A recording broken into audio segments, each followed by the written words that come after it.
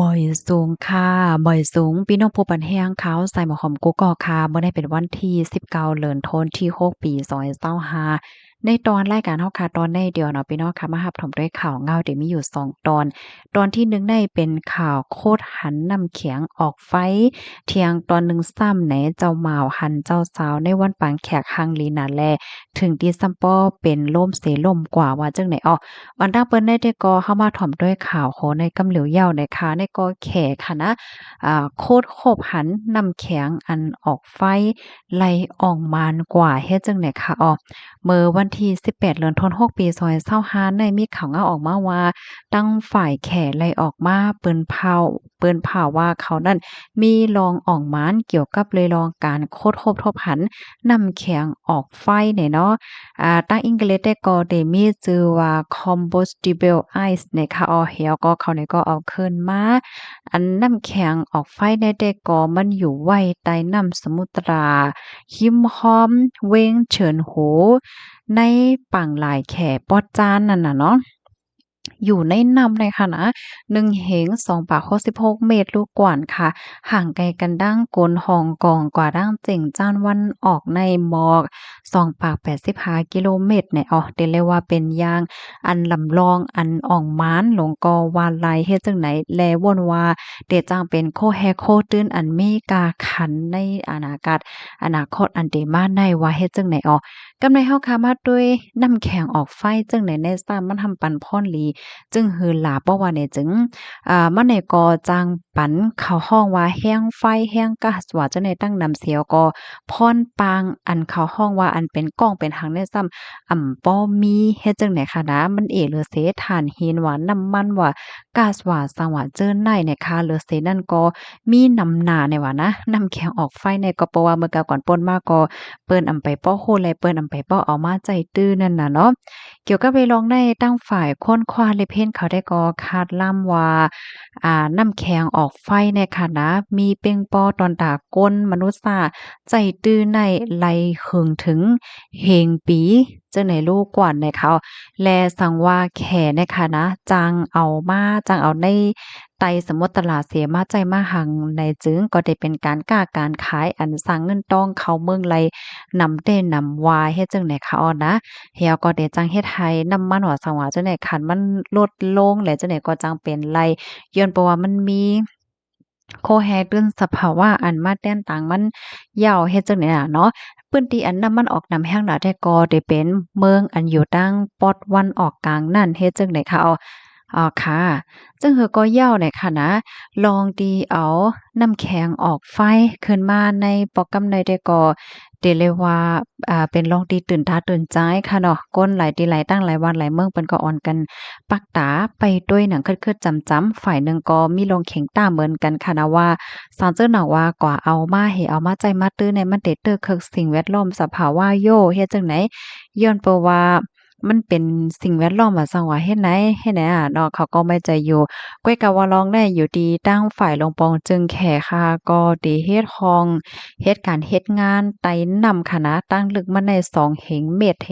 เปิดตาเตเลยเพียนหาข้อมูลเนาะว่าเพราะว่าเอาน้ำแข็งออกไฟในมาใจว่าซังว่าในติมีพ่นเหลียจึงหือพ่นตุ้มยอนสังสิงจึงหือเดเตอร์คือสิ่งแวดล้อมจึงหือและจังไหนในค่ะเนาะเปิ้นก็ได้ขับเครื่องหาข้อมูลกว่าว่าเฮ็ดจังไหนคะลองอ่องมานปอกกำในได้ก็ได้เลยว่าเป็นลองที่อันลีตื่นอกตื่นใจปยก็เป็นเส้นตั้งยางจูเปิดหาได้ไหลหับโคแฮโคตื่นสภาวะอันมีกาขันหลงเฮ็ดจังไหนคะเพราะว่าอนาการมื้อนั้นได้แขเขาจังคดออกมาเลยน้ำเหี่ยวก็มาใจมาตื้อมาหักได้ก็เอาได้เลยว่าเป็นเมืองที่อันสร้างพ่อนปางพ่อนดีหลายๆหลายเขาเมืองนั้น ตั้งนำตั้งหลายยาวเฮ็ดจังไหนก้อยกะว่าตาเตสืบค้นคว้ากว่าบ้านเสยก็จะเอามาใจตื้อแทงของสว่างจังได๋ได้ก็เดี๋ยวแลใจข้าวยำตั้งหึงอยู่ว่าเฮ็ดจังได๋ค่ะ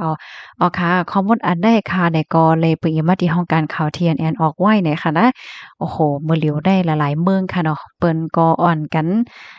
แต่เลยว่าจังเหือปัก ปักใจยก็ไว้กาขันโคเฮ็ดตื้นสภาวะเฮ็ดไหนก็เพราะว่ามันมีพรหลีแลจังเอาเฮ็ดตางเจ้าต่างเปิงไหลตั้งน้ำเฮ็ดไหนน่ะเนาะมันหนังกูวันในอันเฮาคาใจไฟฟ้าอยู่ในเฮาก็เตใจอันลงมาที่น้ำมัน5ยก็ก๊าซถ่านหิน5สัง5เฮ็ดไหนนั่นน่ะเนาะก้อยก็เพราะว่าอันน่ะการมื้อนาสั่งว่าเอาน้ำแข็งออกไฟในมาใจตื้อเลยเนี่ยมันก็เตจังมาแต้นตางลองเจอในป่าเฮ็ดไหนเนี่ยค่ะว่าลูกที่เขาง่าโหดในเหแลกำในตีอ่อนพี่น้องค่ะมาถ่อมด้วยข่าวเมาๆเนี่ยค่ะนะเป็นเต้อยู่หือเป็นเต้นั่นแต่ก็ฮู้ยาวพี่น้องค่ะจามวนด้วยเนี่ยค่ะเนาะ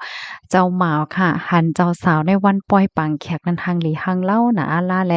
ถึงตีแขนขาในป้อมมีเอ็นมีเฮียงสิล่มลงกว่าเฮ็ดจังไหนอ้อเมื่อวันที่18เดือนธันวาคมปี2025ได้ก็มีข่าวง่าวออกมาค่ะนะตีป้อยปังแขกตีหนึ่งไหนอ้ออยู่ๆก็เจ้าเหมาในล่มเหเป็นล่มกว่าเฮ็ดจังแหนนะต่อหน้าต่อตาก็ฮักแลผู้ใหญ่ก้นหลง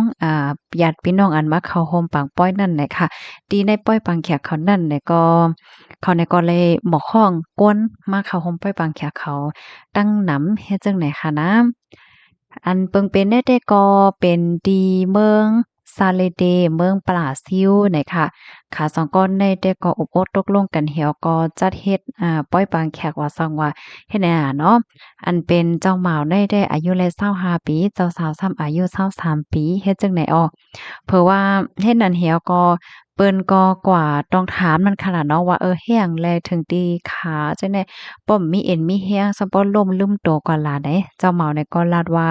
ออนทางตีเดถึงวันปล่อยปังแขกในก็เลยหางแฮนโคกของหลายเจอหลายเปิงหลายมิ้วหนอมันไหลลับไหลนอนหลีๆกลุ่มไม่อกไม่ใจไอ้ว่าอันนั้นก็โหลอันนี้ก็โหลน่ะเนาะหางแฮนปล่อยวันปังแขกเฮ็ดจังไหนนอกเลอเซนั่นยาวไหนค่ะเนาะก็เขาก็ว่ามันก็ง่ายๆให้ปล่อยหนึ่งปากในไหนค่ะเนาะถึงที่เขาซ้ำป้อคือหลงว่าให้เฮ็ดจังไหนค่ะนะป้อไลลือไลสังจังไหนหลีๆเฮ็ดไหนอ้อ เฮียก็เผลอถึงบ้านในวันป้อยนั่นเลยนะเขาก็ห่ำลืมโตกว่าจังเนี่ยเนาะเขาก็ว่าคันเจ้าสาวเฮ็ดเจ้าสาวเนี่ยก็หังเลหังเล่าหนาในเสียวก็เอาอำโฮดได้เลยคืออำโฮดได้เลยสืบก็เฮ็ดหือเหี่ยวก็เอากวางเหขาอ่อนๆให้ลืมโตกว่าเฮ็ดไหนก้อยก็ว่าเป็นสมัครเขาเตลืมโตกว่าว่าในเซตาก็เขาก็ขึ้นตื่นมากขึ้นเฮ็ดป้อยปังแขวเขาก็เหี่ยวตัวหลีงามกว่าว่าไหนค่ะ ข้อมูลในค่ะเลยเปิดมาที่ห้องการข่าว New York Post ออกไว้เนี่ยค่ะนี่ก็เป็นข่าวเมาๆก้อยเนี่ยค่ะนะพี่น้องค่ะหันถึงจังหือพองเนาะนั่งยิ่งมังก็ได้เพราะว่าอยู่เฮิรนอยู่โยๆเนี่ยเขาก็บ่เฮ็ดหางเฮ็ดพังอีหังค่ะนะก็น่ะว่าป้อวันป้อยปางแขกไหนหนึ่งโจรหนึ่งจัดค่ะนะเนาะก็เฮ็ดหางเคิงให้ไหนมาก็ได้